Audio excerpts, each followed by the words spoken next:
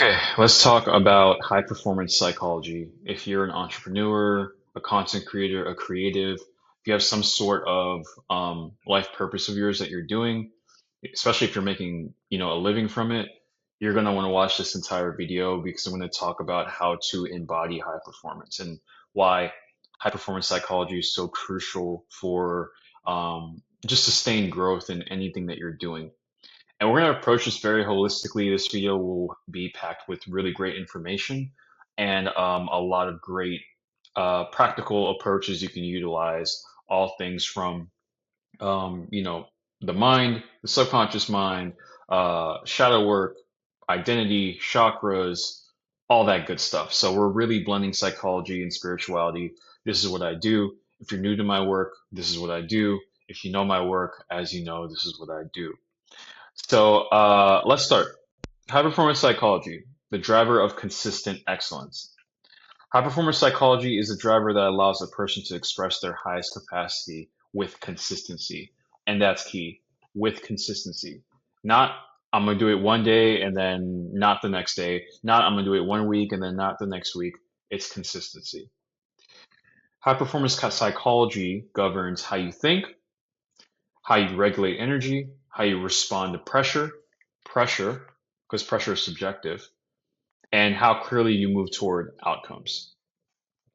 For entrepreneurs, high level professionals, and creatives, high performance psychology determines whether vision becomes execution and whether your passion produces results, right? Because we all have visions, we all have goals, you can say, we all have aspirations.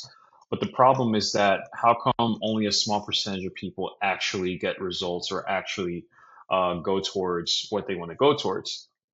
If you ask the average person, they'll give you all these excuses and a myriad of reasons why they weren't able to do the things they set out to do. Right now, it's the new year. A bunch of people are setting intentions for this year. They're doing positive habits. But how come February, people give up, they go back to their old patterns, et cetera, et cetera. There's a lot more going on that's inward because at the end of the day, outward expression of reality is just reflecting your internal. So the like one of the main ideas of this video is yes, chase your passion, but be strategic about it. Be strategic outwardly and inwardly, especially inwardly. Um, don't listen to these people that say don't chase your passion, chase, practicality or chase like things that like look, your passion can sustain you. You just have to approach it the right way. That's all I have to say about that for now.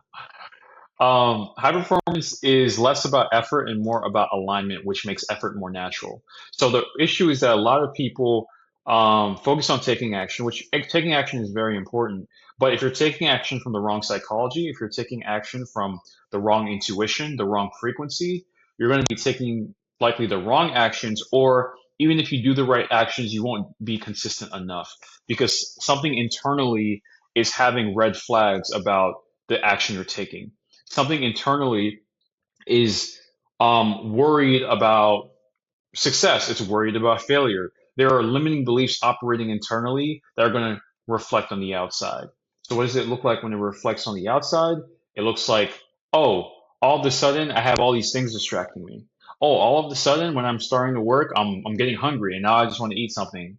It's distraction, right? So that's why in this video we're going to help you basically delve deeper into the hidden limiting beliefs and things that are slowing you down, that are causing these types of like distractions.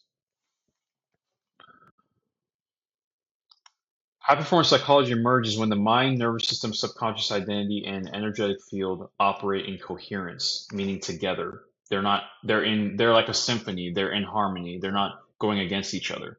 Because when you are incoherent, you're more likely to be inconsistent. You're more likely to be here one day and then, not the next day. You're more motivation, which I think motivation is great, but it better not be your approach for remaining consistent because that's still relying on the external world. And if it's your external world is a reflection of your internal world, sustained external world, you need to have a sustained internal world. are just going to be looking for motivation. You have it, some days you don't. And yeah, when this coherence exists, action feels precise, focus sharpens, and momentum compounds naturally. Entrepreneurs and creators operate in uncertainty by design. I want you to remember that you operate in uncertainty by design. If you're an entrepreneur, you know, you're not sure if this thing will pan out or when it will pan out. You're not sure if that client will close. You're not sure if you know, this thing will go right or this thing will go wrong. There's a lot of uncertainty. Same if you're creative, if you make music, if you're an actor, if you make art of that kind, there's uncertainty. And that's baked into that system. But those that succeed in that system, in this system, because I'm in it too, are not only good at improving in that and in their craft, but they're also good at improving internally. And in fact, when they improve internally, they improve in their craft. And reality kind of makes it a lot easier for them to see more success in that craft. High performance psychology allows the nervous system to remain stable while the external environment is hella chaotic. Yeah, I put hella there just to emphasize things. You're grounded. There's like this level of stoicism where you accept the chaos around you, but you're so still within that it doesn't even matter. And it gets to a point where some cases you're so still within that you don't even label it as chaos. You just label it as another day. And someone else may be hearing about you doing all these things and all of this going wrong in the business or this thing happening here. To them, it's chaotic. To you, it's like, no, it's just a Tuesday morning, you know? It creates a psychological baseline where intelligence, creativity, and decisiveness remain available regardless of circumstances. Your judgment stays clear. Regardless of circumstances, meaning whether things are chaotic or not, you're still. If you have a to-do list of the most important tasks you need to do, you're going to do that list. If you know that you need to rest, even though you have a lot to do, you'll rest. Like you're going to follow through on what needs to be done, regardless of what's going on around you. And I'm going to talk about again, the things I'll cover in this video, you're gonna get it. Like you're gonna understand. But let's start with the mind, and then we'll get into the other facets. The conscious mind, meaning the mind that is activated based on what you're aware of. So you hear me talking right now. This is your conscious mind that's engaged right now. The conscious mind provides direction. It sets intention, strategy, and meaning. In high performers, the mind functions as a command center rather than a battlefield. What's meant by that is that if you if your conscious mind isn't on point, it's going to go against you. And the conscious mind gets information from the subconscious, and we'll talk about the subconscious soon. So really, it's the subconscious going against you. But if your mind as a whole is going against you, it's going to be really hard to stay consistent. And I think that's the case for a lot of you. And that's why we're doing this work, right? High performers, there's alignment. Again, going back to that word coherence across many facets of themselves. They have ordered thoughts, deliberate actions, and they do things oriented towards basically all these things are oriented towards the outcomes they want. Clear thinking. So if noise in your mind, that's not clarity. And with a lot of noise leads to a lot of distraction. And it becomes hard for attention to be kind of directed towards the one thing that you're focused on. Instead, it becomes scattered and a liability, basically. You know, if you have to focus. What are the things in my life preventing me from focusing? What are the practices I'm not doing that are preventing me from focusing? At the end of the day, if what you're doing is as important to you as you say it is, then you would do anything possible, obviously within reason and legalities, to actualize that given thing. And that has been one of the biggest eye openers for me just this past year is the level of which you can take things with your will. Your will to succeed in something, your will to see it through, you can just expand so much in order to not only achieve what you want to achieve, but sustain it as well.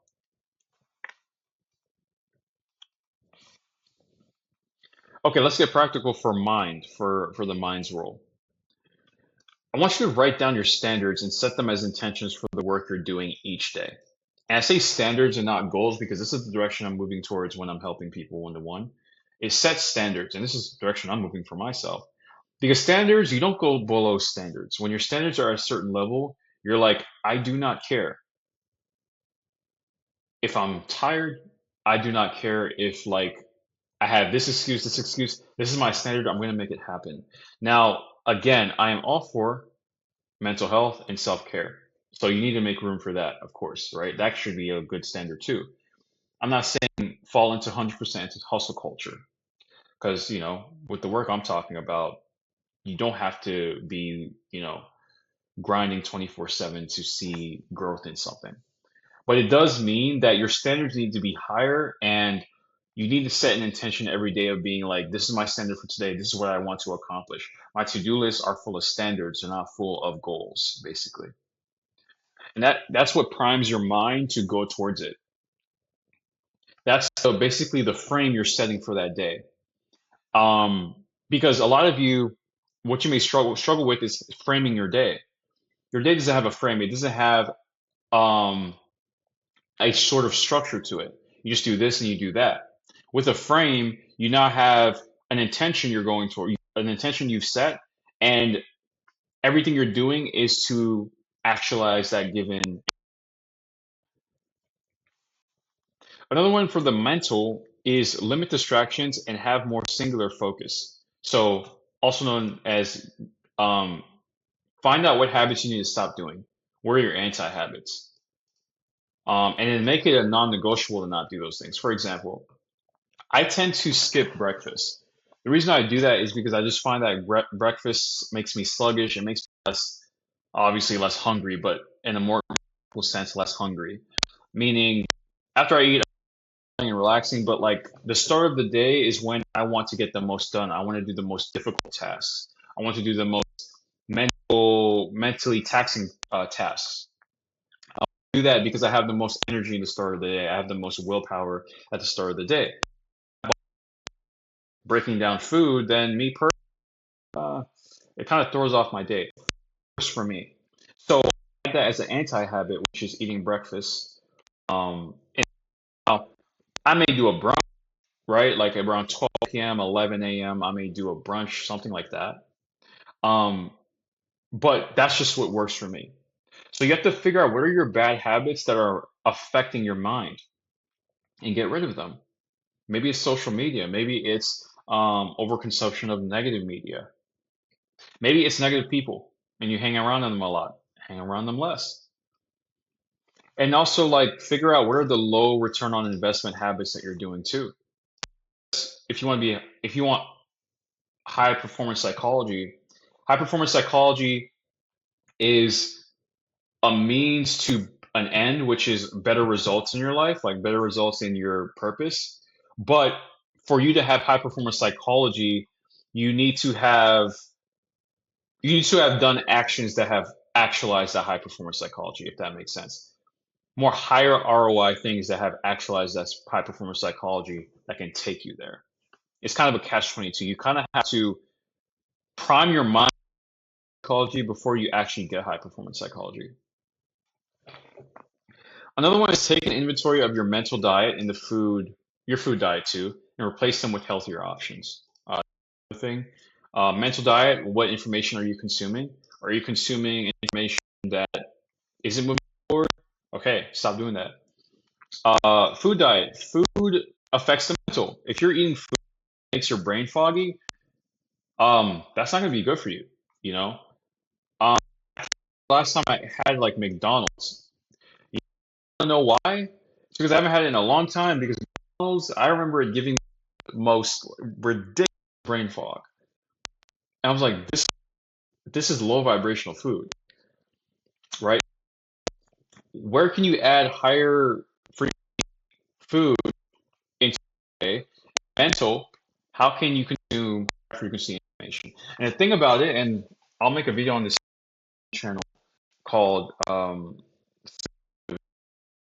The more higher vibrational you become, the easier it is to remain there because you become motivated by your given state of consciousness. So what happens is what you notice is people that tend to be low frequency, they angry, jealous, etc., to tend to do habits that perpetuate that frequency, that keep that frequency up, because um, a frequency tends to want to sustain itself.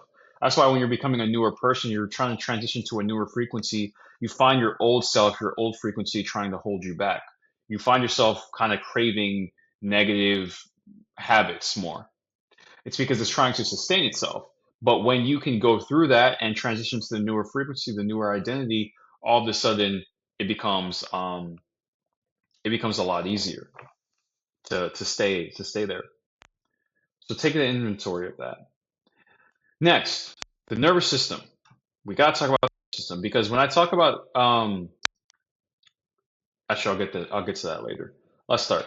Nervous system determines access to peak performance states. A regulated nervous system allows calm focus, embodied confidence, and sustained output. Again, sustained, not this inconsistency. You're here one day, you're not there the next day. It's sustained. High performance psychology rests on the ability to operate from parasympathetic dominance to decisive action. Here's the thing: parasympathetic nervous system is the nervous system flight when you're calm, when you're at ease, and such. Parasympathetic dominance, while you're taking decisive action, is a sweet spot because action, what you notice, making evaluating things, you're doing this, you're doing that, you're responding, you're communicating, or um, setting plans. You're doing all these things. You're doing business, so to speak. And a lot of times, with all this activity going on, it's natural for you for things to come up that make you fearful. It's natural for things to come up that make you worried, that make you unsure, and it could end up putting you in a fight or flight mode. But the thing about high performance individuals is that they can experience all of this on average and still be parasympathetic dominant, as in their mind and body. If you take a snapshot of their mind and body, it's as if they're literally resting in bed as they're doing all these actions. This is powerful stuff. If you can achieve this state, oh my goodness, it's you're on a whole nother level because like you can do more activity at ease. And as you know, the state that you're in as you're taking action,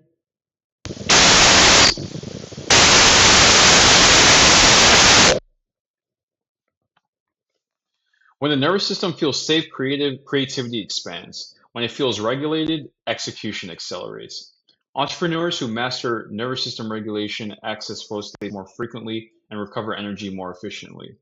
It's because your body isn't using the energy to be on high alert, right? It's not pumping adrenaline, pumping cortisol.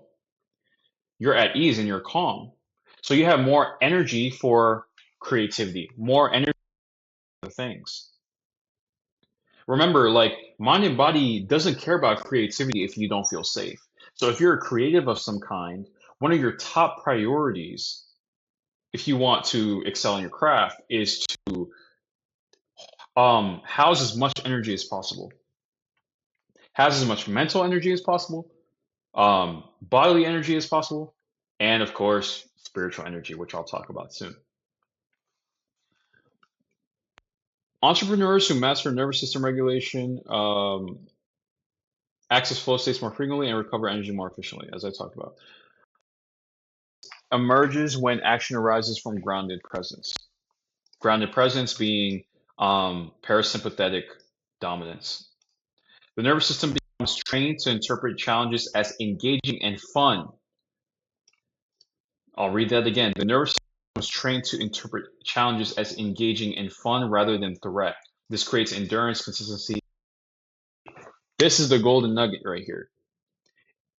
If your nerve can be in a chaotic environment or chaotic things are happening in your business, or maybe your business is going great, but it's just a lot to you just have a lot of things to do.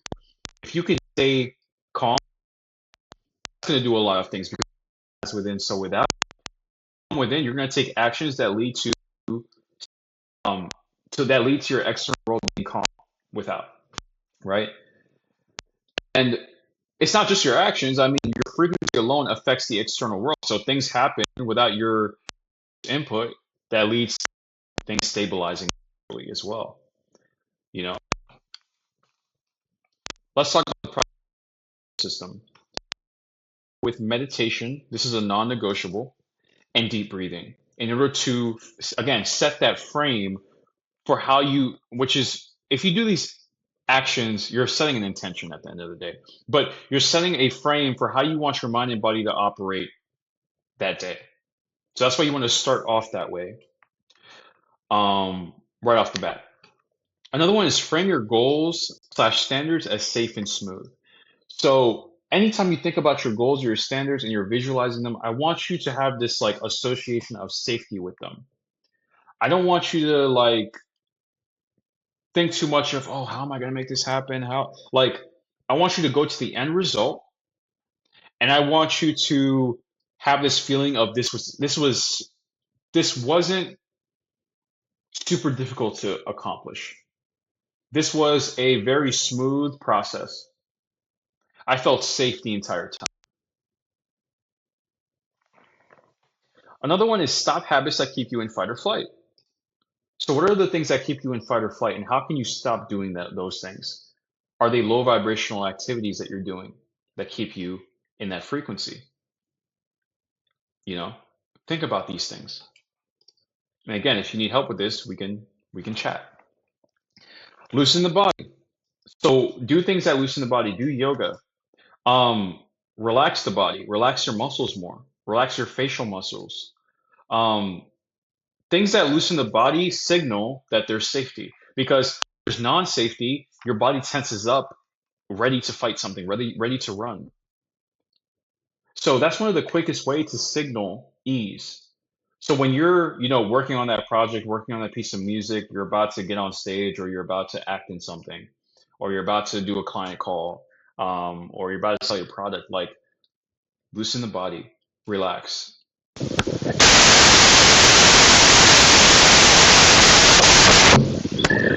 detach from the outcome.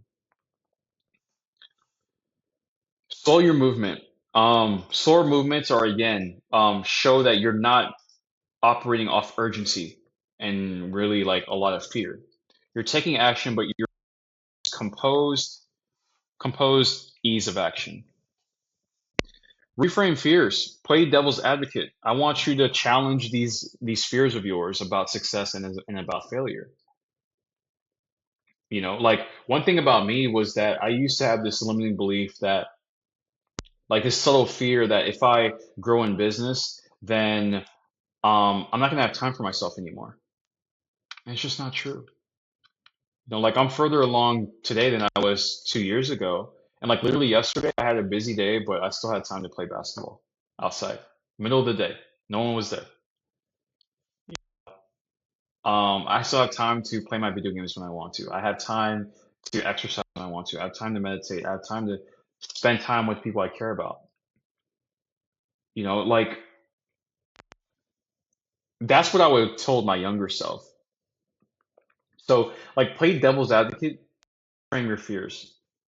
There's a high chance that like it's not even rooted in, well, fear is an emotion, but like the claim, the belief you hold is really rooted in an emotion more than at the end of the day. The subconscious mind.